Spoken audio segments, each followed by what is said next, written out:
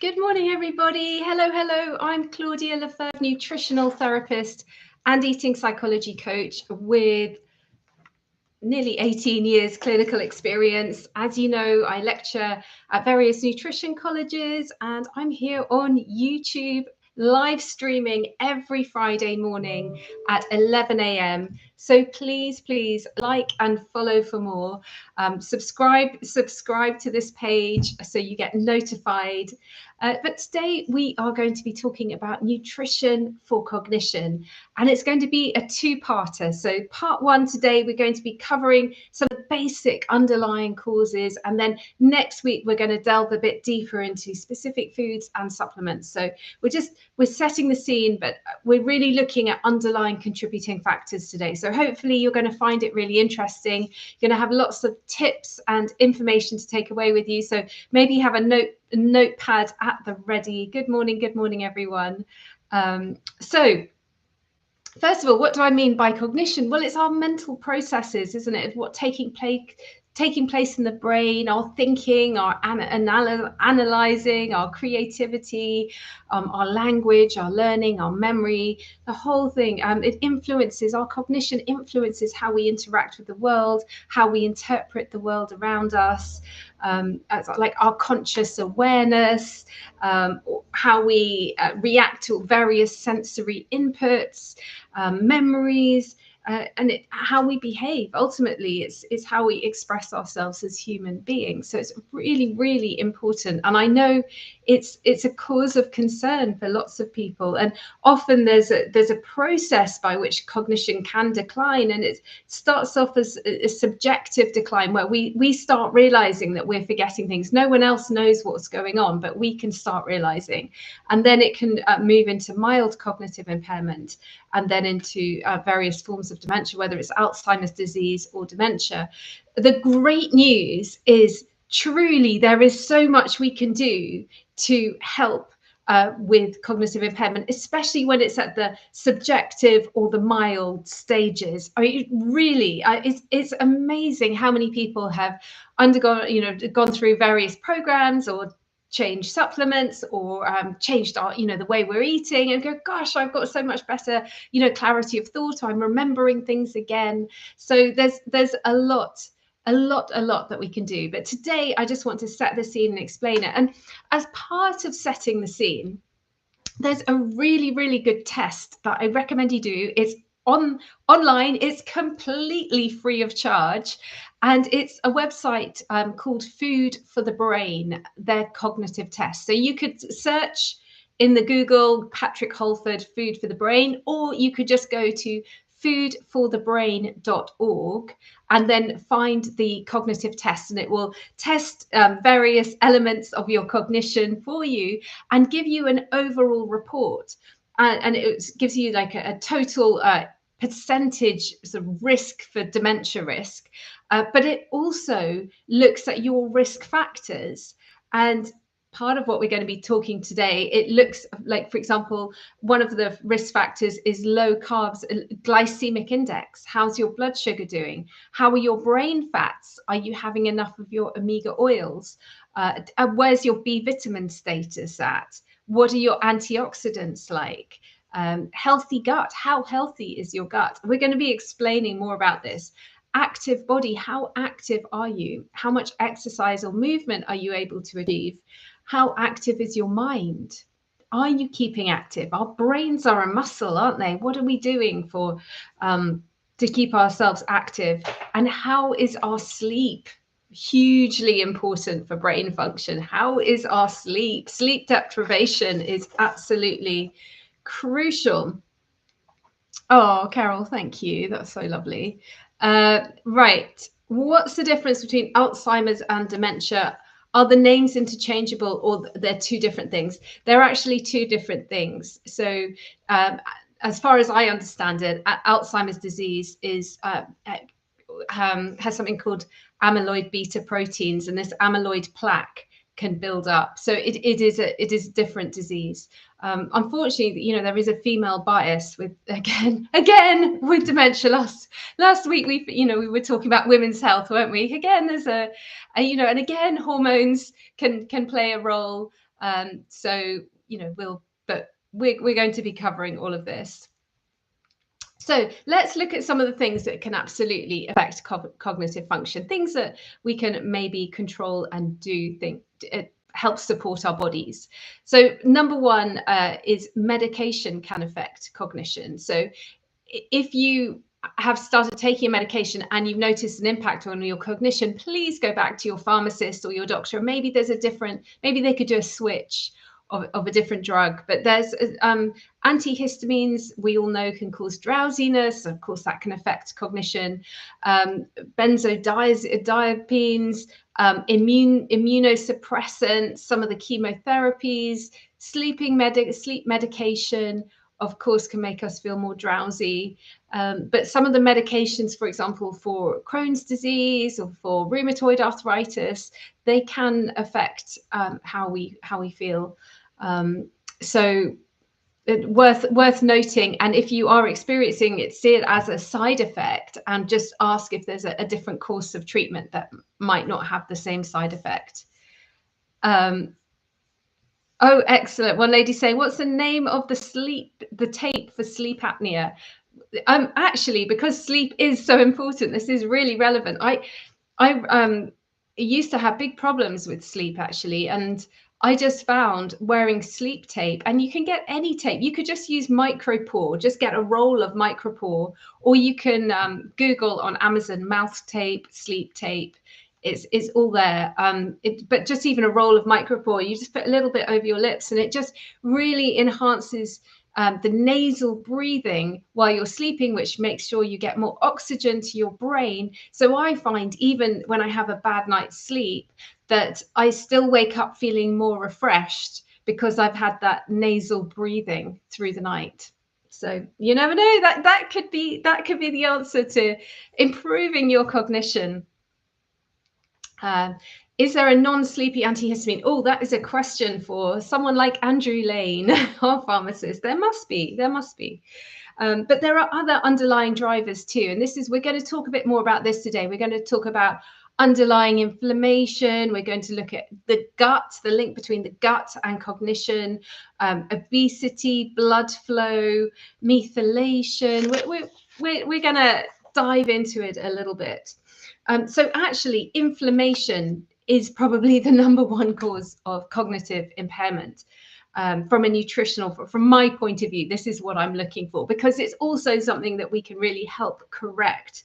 But we know that inflammation may disrupt the blood-brain barrier.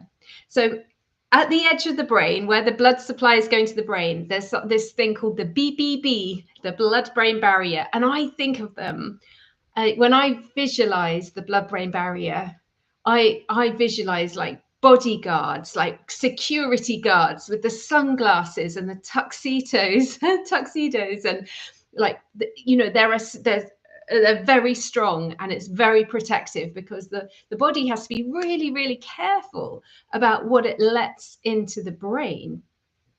But sometimes when there is inflammation, some of these inflammatory cells, like they're known as cytokines, for example, the blood-brain barrier can become a little bit more leaky, which can affect the brain. And these junctions, when the blood-brain barrier becomes a little bit looser, it's known as, you may have heard it, leaky gut. And leaky gut can then cause the brain to shrink a little bit, to actually shrink in size. So we want to do everything we can to support the BBB, the blood-brain barrier. And actually, from a nutritional point of view, the short-chain fatty acids, the gut microbiome produce something called short-chain fatty acids in the gut, and they are considered now crucially important, like critically important for BBB integrity. So there we go. So how do we improve our short chain fatty acids? We need to make sure we're having adequate fiber. Let's eat some fermented foods. If you wanted to supplement something like Akkermansia, which is a very, very good probiotic for increasing short chain fatty acids, and that's AKK. AKK. I'm not very good at spelling out loud, but start with Akkermansia, Ermansia. Akkermansia is very, very good for increasing that butyrate as well. So actually foods like pure butter, it contains butyrate, which will help with the short chain fatty acids, which will help the blood-brain barrier. There's something else that is very, very good for helping this blood-brain barrier, and that's activating Nerf2. And we're not talking about your grandchildren's Nerf guns here. It's known as capital N, small r, small f, and then the number 2. And what Nerf2 does is it switches on the body's anti-inflammatory genes. The genes that will help combat inflammation in the body. And we're thinking, great, how do we activate and switch on Nerf2? And there are many, many ways, and it doesn't have to be just nutrition, actually. So it's one of the main pathways why things like cold showers, cold showers, saunas, things that are exerting a little bit of stress on the body will activate Nerf2, but a little stress that's also a positive stress. So some of these phytonutrients, for example, the pepperine and the turmeric, etc., all these, they are actually exerting a little bit of stress on the body when you're having them, and that also activates Nerf2. So it's part of managing our mental health and our cognition and everything else. It's actually quite good to force ourselves, talk ourselves into doing something that we don't necessarily want to do, because then we get that feeling of accomplishment. But there's a lot of arguments for the whole Wim Hof, ice baths, but you don't even have to have an ice bath. You could just, I haven't done this recently myself, so I'm feeling a bit hypocritical at this moment. But you could just turn your shower on cold in the morning at the very end. Oh, but it's good for us because it's helping our body adjust and adapt to stress, and we become more resilient to stress, as well as activating the Nerf2 pathways. So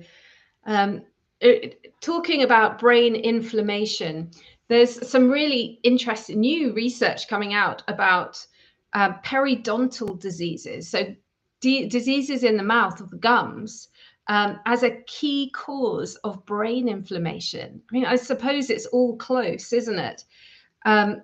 So I'm just reading one of these studies here. So chronic periodontitis patients with at least 8 years of exposure are at higher risk of developing cognitive decline and dementia.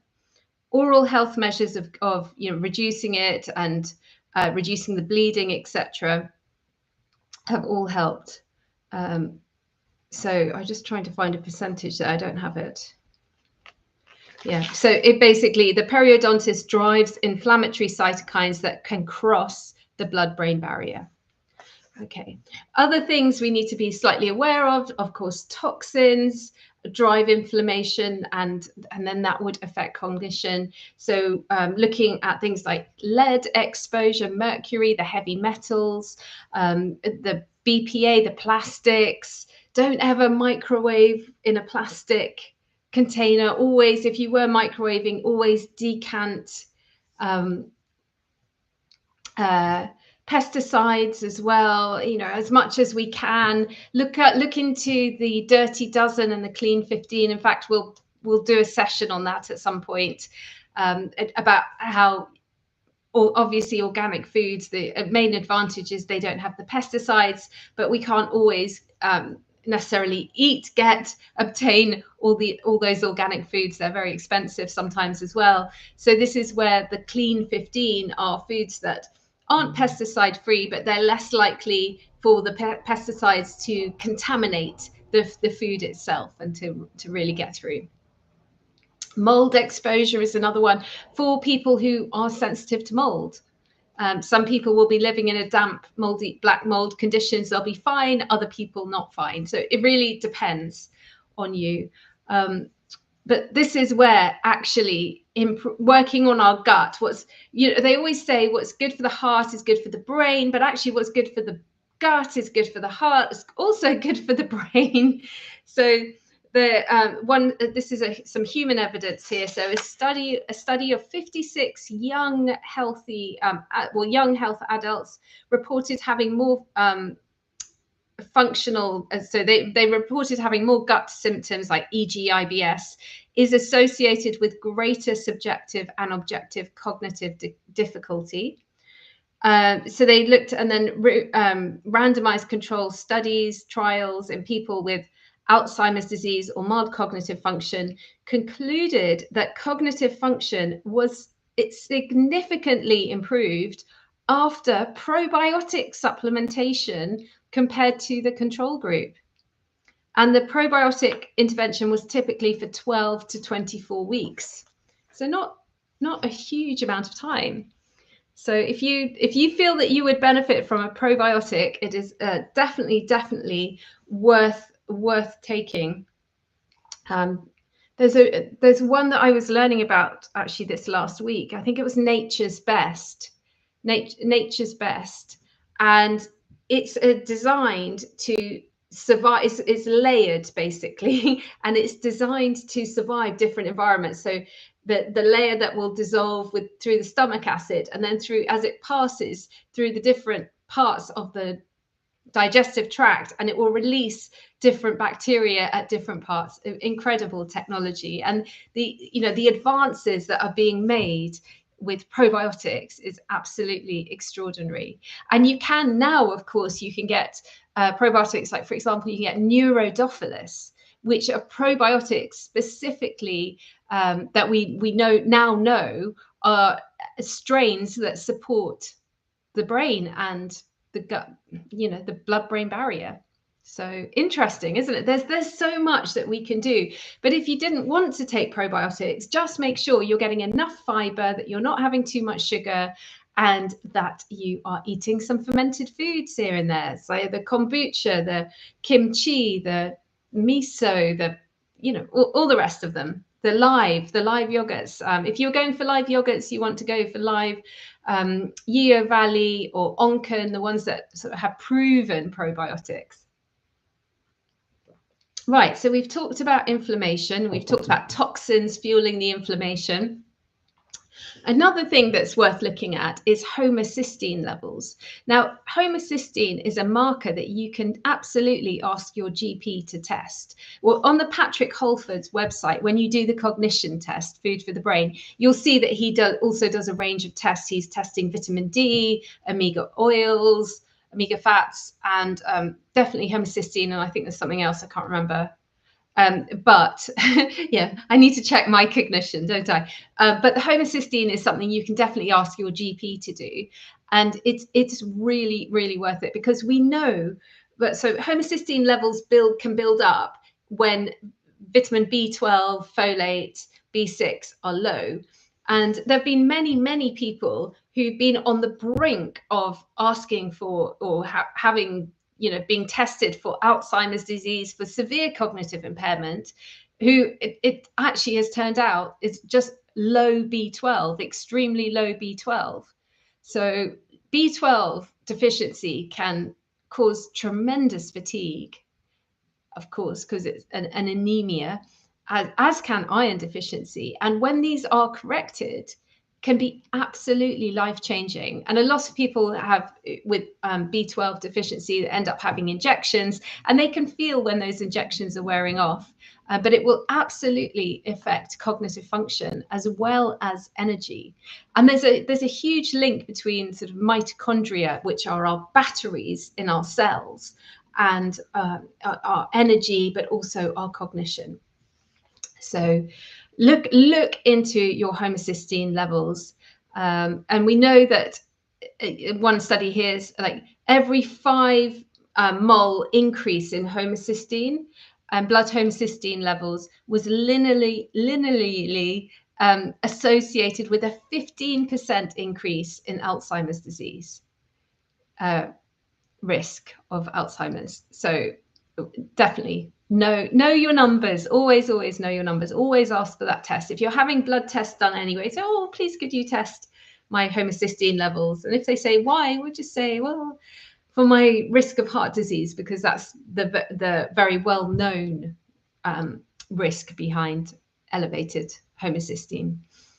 Another factor that you might not necessarily be on your radar with cognitive function is that, did you know that chronic pain can inhibit our cognitive function?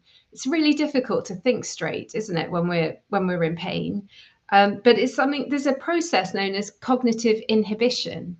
And it's a method the brain employs to cope with sensations of pain, effectively tuning out non-essential stimuli from the environment, including pain, but it's also trying to protect. And so you might not become aware of so many things around in your environment. So there have been lots of studies on this with patients with conditions like fibromyalgia, for example. And it's just something to be aware of and part of, I guess, the pain management strategy. And we can talk about that in another session. Right, moving on. Another risk factor for cognitive decline is obesity. Now, when we have obesity, especially in midlife, it's just more likely to drive inflammation. That's the biggest thing about it, is that that fat, especially around the middle of our bodies, is not inert. It is metabolically active. So it creates these inflammatory cytokines, again, which can cross the blood-brain barrier. And there's evidence that people with higher BMIs can have more brain shrinkage. So again, come and join us. Come and join us for the next BodyWise program. We're going to do it after Easter. I'm very busy behind the scenes working on my new branding and coming up with some good names and repurposing and reinventing our BodyWise program that is so tried and tested and loved and really, really, truly life-changing. So I'll be telling you more about that as and when, but watch this space, basically. So don't be disheartened. We've got a solution ready for you. So please, please come and join us. The next thing, which is something that can also drive obesity, hypoglycemia, so blood sugar imbalance. I think I've talked about blood sugar issues every single session so far on YouTube. It's so important for our overall health. And this is where getting one of those continuous glucose monitors, like, for example, Hello Lingo, very, very helpful. But we know also have you heard of type 3 diabetes? So type 1 diabetes is autoimmune, the only autoimmune condition with a male bias. So that's when the pancreatic, the beta cells in the pancreas start attacking themselves. The body starts attacking them. Type 2 diabetes is usually midlife from eating excessive sugar in the diet. Type 3 diabetes is kind of known as diabetes of the brain, is where that elevated sugar in our blood vessels really, really starts affecting the brain function. So something to watch out for. We really, really want to keep our blood sugar levels in check. And you don't even have to be pre-diabetic. We just want them on an even keel. There's one review here, 2021, that associated the blood sugar imbalance with a higher risk of mild cognitive impairment and progression from MCI to dementia, particularly vascular dementia. So yeah, what it is the sugar. When you've got too much glucose in the bloodstream, it creates something called glycation, where it attaches to molecules and can impair circulation. So one study found that people with prediabetes were 42% more likely to experience cognitive decline over 4 years. The great thing is, with prediabetes, it is totally reversible. We just need to take charge of our health and get one of those monitors on our arm and start tracking what's happening to me as an individual, because you know, your diabetic nurse might say switch from white bread to brown bread, but if you're intolerant to gluten or to wheat, it's going to be spiking your blood sugar every time. So everyone is unique and wonderful in their own ways, and it's just about finding the right approach for you as an individual. So it's worth it. It's really, really worth getting that blood sugar sorted under control. And then the last factor that I wanted to talk about today is reduced blood flow to the brain can compromise our cognition, and that makes sense, doesn't it? So, you know, that we need to make sure that this cerebral blood flow is pumping good energy, and this is where, of course, exercise can come in, and pycnogenol, which we're going to talk about, nitric oxide. We're going to talk about all this good stuff next week. We're going to talk about all the omega oils as well, and we'll go more practical. But today, I just wanted to set the scene and get you ready for next week. Excellent. Oh gosh, one lady's saying, okay, going back to the sleep tape. But what if you have nasal congestion? Do you know, I've wondered that myself, and I just put a bit of tape so I could still breathe through my mouth if needed. It clears your nasal passages because you're using them. You could do like a little steam, a vapor steam, or get some eucalyptus or something before you go to bed. Put it a little bit here to try and clear. Might be worth going to see a cranial osteopath as well for one session, just to help clear all those sinuses, because your sinuses are here, but they're also here. They're at the back of your head, the back of your neck, and just to have someone help facilitate that drainage. Could be a little bit blocked here, the lymphatic, so they'll make sure that it's properly flowing. You'll feel so much better. Literally, you'll be lying on the chair and you'll like literally be feeling it all traveling down the back of your mouth. It is a bit strange, but really worth doing if you've got any, especially if you're suffering with sinus pain. That's horrible. And then use the sleep tape at night and see what happens. Give it a go. Oh, I'm sorry to hear that. I can vouch for the chronic pain's effect on brain function. It creates what I call white noise. Oh, yes. Yeah, it does. It does. And the Lingo continuous glucose monitor is currently £59 for 2 weeks. Yeah. Excellent. Good. Lots of good info. Excellent. Well, I'm so pleased. Thank you all so much for joining, and wishing you a wonderful, wonderful weekend. Are you enjoying this? You enjoying this little series? So we'll definitely do next week, maybe even another week on cognitive function. And then we'll move on. We'll move on to the next thing, whatever that is. The time flies. It does. It does. Oh, great. Well, thank you so much for joining. I hope it was helpful. And see you next week. Okay. Bye, everyone.